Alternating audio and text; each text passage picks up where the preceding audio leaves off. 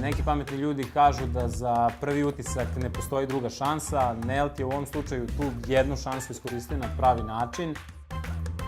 Moje lično iskustvo je zaista pozitivno. Moj mentor je od samog početka imao plan kako će da me uvede u posao. Već od prvog dana dao mi je neke aktivnosti. Već od prvog dana mogu da kažem da sam se osjećao korisno. Bogat sadržaj koncipiran tako da kroz razne treninge, kroz rad sa mentorima, izradu projekata, vi imate šansu da steknete znanje o prodaju od samih osnova. Već nakon mjesec dana mogu sam za mnoge stvari da kažem da sam ih naučio. Jedan dan obuke na terenu bih opisao kao izuzetno zanimljivim i dinamičnim, jer smo stalno dobijali nove informacije i sticali nova znanja i iskustva. Iako je prodaja generalno percipirana kao muški posao, lepo, ovdje kod nas je lepo zato što su muške kolege dosta onako spremne da pomognu, svi su stvarno kolegijalni, timski duh i neki timski rad je zaista na visokom nivou. Moj najjači utisak je bio moment kada smo se upoznali sa svim prethodnim generacijama Dobrog starta.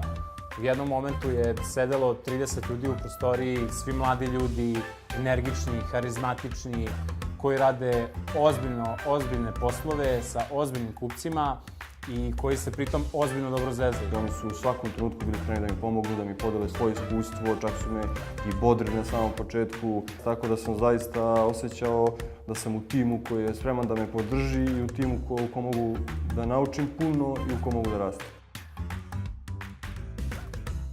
Ukoliko na to dam neke svoje lične ambicije, da želim da se bavim zanimljivim, dinamičnim poslom, da proširim svoju sliku u biznisu, jako je jasno što sam se opredelio za ovakav program. Ono što je bitno jeste da projekti na kojima radimo sa našim partnerima, kupcima, dobavljačima su ozbiljni projekti koji menjaju navike ljudi, koji podižu, da kažemo, kvalitet života svakodnevno i samim tim na kraju dana kad dođete kući i kažete sebi šta ste danas radili, vi možete reći da ste deo stvaranja istorije.